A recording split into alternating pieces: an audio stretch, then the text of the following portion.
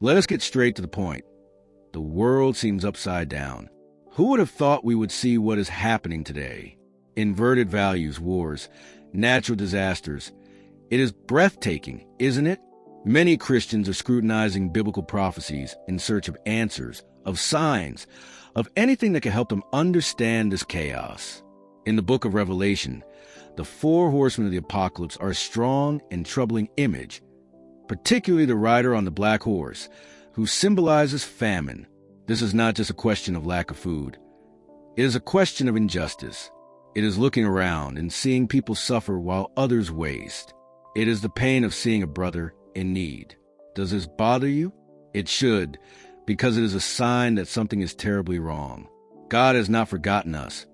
On the contrary, all of this could be a warning, a preparation. Are we in the last days? Perhaps, but what truly matters is what we do now.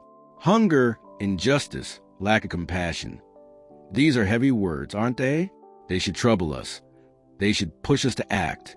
There is no point in simply waiting for a miracle. We must be the miracle in someone's life. The rider on the black horse is not there to frighten us. He is there to wake us up, to make us see what truly matters. And what matters, being human matters. Feeling another's pain matters. Acting matters. We are going through difficult times, but this is not the time to give up. This is a time to stand up and make a difference, because in the end, it is not the horsemen of the apocalypse who define our destiny. It is us. You, me, all of us together. We can change history. So what do? Do we wait or do we act? Are we going to be the change we want to see in the world? The choice is ours. Recently, Bloomberg dropped a bombshell. Europe's new security nightmare is food supply. They are not joking. Imagine European authorities, food experts, and industry representatives sitting in Brussels, confronted with a food crisis that was not on the agenda at all a few years ago. And now, the question is no longer when, but how many food crises can we face at the same time? Alarming, isn't it? We are witnessing one of the best-fed regions in the world in a full state of panic, testing its food system like never before. Over the past 4 years, the world has been shaken. Food production, distribution, and consumption have been rattled like never before. And now we are divided. Some say it is exaggerated, that this food crisis will never happen. Others are already preparing, believing it is just a matter of time before chaos sets in. Revelation 6 speaks precisely of this. The rider on the black horse represents famine. Verse 6 says, "A quart of wheat for a denarius, and 3 quarts of barley for a denarius, and do not harm the oil and the wine." What does this mean? A time will come when food will be so scarce that what you earn in a day will only be enough to buy a single portion of food. Just that, a quart of wheat, 3 of barley. No extravagance, just the essentials. And this will align perfectly with the Antichrist. No one will be able to buy or sell without the mark of the beast. Now close your eyes and imagine an empty supermarket, deserted aisles, little or no food at all. You, without the mark of the beast, unable to buy anything. Total despair. You feel the impact. This is what we are talking about. This scenario is not fiction. It is unfolding before us. Food scarcity is not just a distant possibility. It is becoming an imminent reality. And how do we react to this? Do we ignore it, think it is exaggerated, or do we prepare? It is time to wake up. The rider on the black horse shows us a dark future, but we still have the chance to act. We must unite, stand in solidarity, and act before it is too late. We cannot wait for miracles with our arms crossed. We must be the change. So what will be our role in this scenario? Are we going to simply watch everything collapse, or are we going to make a difference? The choice is ours, and the time to act is now. It is imperative to stay attentive to the signs of the times, as Jesus warned us. The passages in Luke and Matthew are clear about the challenges we will face: war, earthquakes, famine, persecution. These are not simply isolated events, but signs of the coming of Christ. You see, we are not talking about something distant or theoretical. The 2023 Open Doors report is a concrete example. 365 million Christians face extreme persecution. It is real, palpable, happening right now. Persecution is a heavy term, but we must face it directly. We will be hated because of our love for Christ. This may seem hard to believe, but it is happening in Africa, in Asia, across the world. Christians are suffering to maintain their faith, and it could get worse. Revelation chapter 12, verse 12 reminds us that the devil is furious because his time is short, and his fury turns against us, the children of God. And then the question becomes personal. The world around us promotes ideologies and beliefs that go against the Word of God. You have surely felt this pressure. Enjoy life. Give in to your desires. But the Bible calls us to something greater, to live with purpose and in righteousness, knowing that there will be a judgment after this life. When you take a stand for biblical truth, persecution is inevitable. The world does not easily accept God's message. Before continuing with the video, don't forget to subscribe to our channel so you don't miss our upcoming inspiring videos and help the channel grow and reach a wider audience. We would also love to hear your thoughts in the comments and see if this video was beneficial to you. Let's continue. Romans exhorts us to renew our minds through the Word of God and not by what the world says. This transformation process is continuous and requires resistance. Praying, seeking God, and rejecting the false beliefs imposed upon us are fundamental.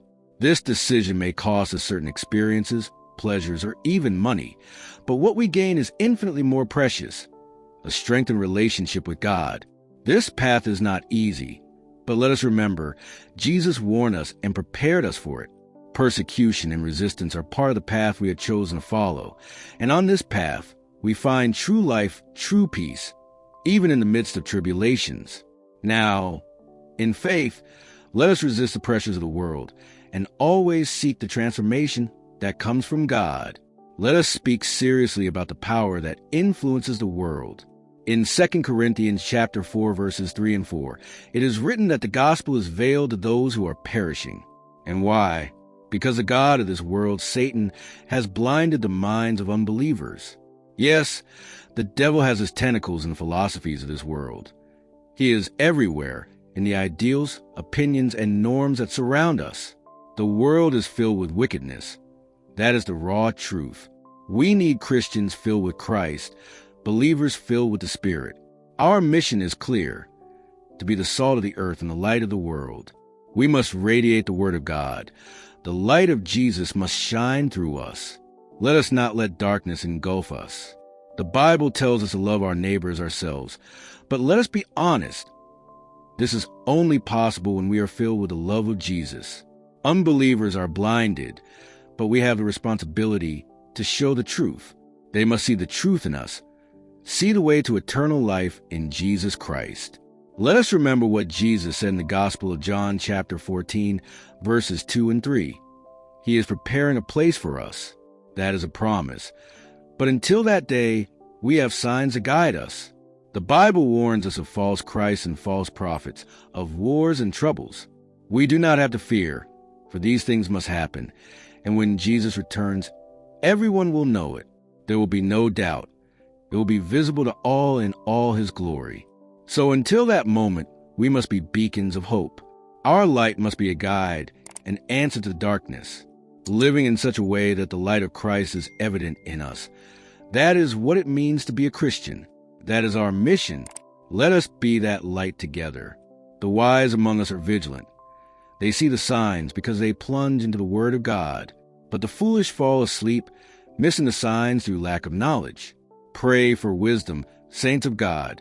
We must be wise in these dark times, filled with the Spirit, guided by the Spirit. Prepare your lives.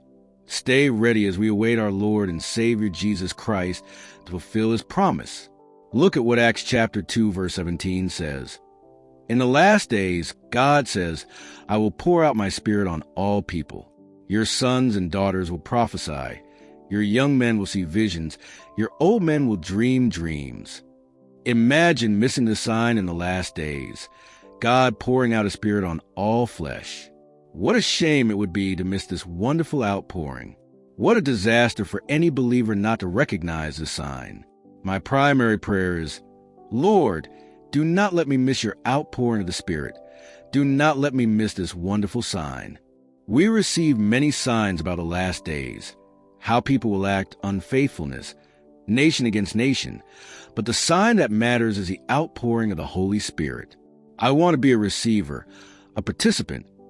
I want the Holy Spirit to flood my life. And you, what do you focus on in the last days? If you do not pray and watch, the day of the Lord will come like a thief in the night. May I suggest that while many are concerned with physical healing, there are so many people in need of healing in their hearts. People who have gone through great tragedies, who carry pain and suffering, need mental healing. Only the healing power of God can reach the mind and set it in order. What I am trying to say is, do not focus only on the physical. God can heal miraculously. He can use doctors. But if you're asking yourself, where's my healing? When will it be my turn? Consider, has God allowed this to teach you, to shape you, to refine you? Is this suffering creating in you a purer heart, more centered on God? This suffering could be teaching you humility, to be more attentive, more grateful for what you have. Reflect soberly. What is God trying to teach you through your suffering? Perhaps what you're going through right now is the path to becoming stronger, wiser, closer to Him. Be vigilant. Do not miss the signs. Be a beacon of hope and faith even in the most difficult moments. Let us speak seriously. Sunny days would not be as sweet without the rain. Health is not as valued until we feel pain. Does that sound familiar? Often, we are our own enemies. We pray for a blessing, we receive it, and then we settle into lukewarmness. We become lukewarm. So what should God do? Allow you to enjoy your blessing and lose your soul? Give you health so that you sin and go to hell? No, God loves us too much for that. He allows challenges, diseases, afflictions to bring us to our knees so that we seek Him and are saved. Some of us are so comfortable that God must send a difficulty to get our attention. Before questioning God about healing, remember, He loves you. His ways are higher than ours. Mark chapter 8, verse 36 says, "For what does it profit a man to gain the whole world and forfeit his soul?"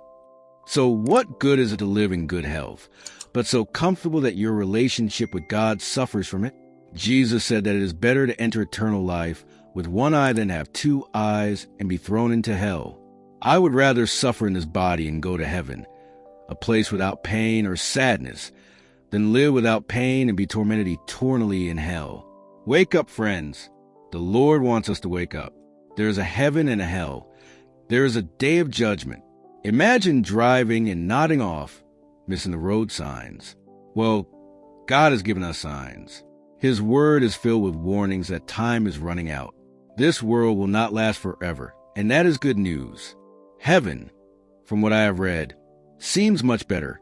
No tears, no sadness, just joy, just peace, being in the presence of the Lord forever, far from diseases and disasters.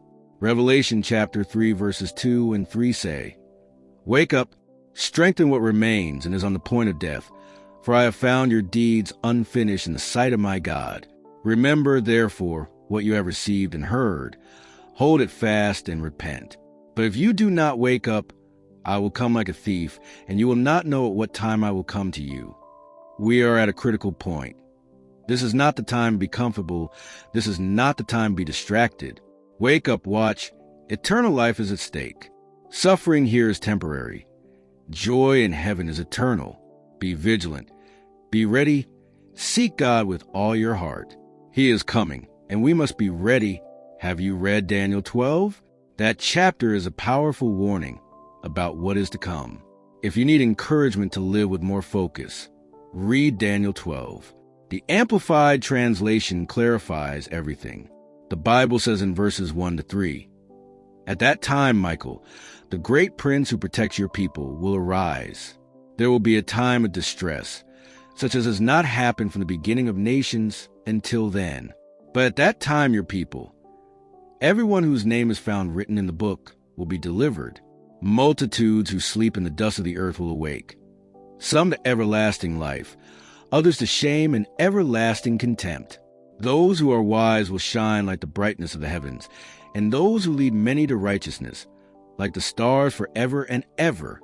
My main subject of prayer is not only that my name be written in the book of life.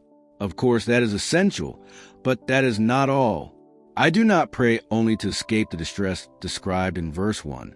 My primary prayer is, Lord, keep me alert, open my eyes and my ears so that I do not miss the signs you give us. Why is this so important? The Bible says in Acts chapter 2, verse 17, "And it shall come to pass in the last days, says God, that I will pour out my spirit on all flesh. Your sons and your daughters shall prophesy. Your young men shall see visions. Your old men shall dream dreams." What a shame it would be for any believer to lose this sign. We are warned. In the last days, God will pour out His Spirit. Losing this sign would be a disaster. That is why my main prayer is, Lord, do not let me miss your outpouring of the Spirit. Do not let me lose this wonderful sign. We receive so many signs about the last days, how people will act, how they will be unfaithful, how there will be nation against nation. But these are not the signs I want to focus on. I do not want to miss the sign of God pouring out His Spirit in the last days. I want to be a receiver. I want to participate. I want the Holy Spirit to flood my life. So, what are you focused on in the last days? If you do not pray and watch, the day of the Lord will come like a thief in the night. Don't forget to subscribe to our channel so you don't miss our upcoming inspiring videos and help the channel grow and reach a wider audience. We would also love to hear your thoughts in the comments and see if this video was beneficial to you.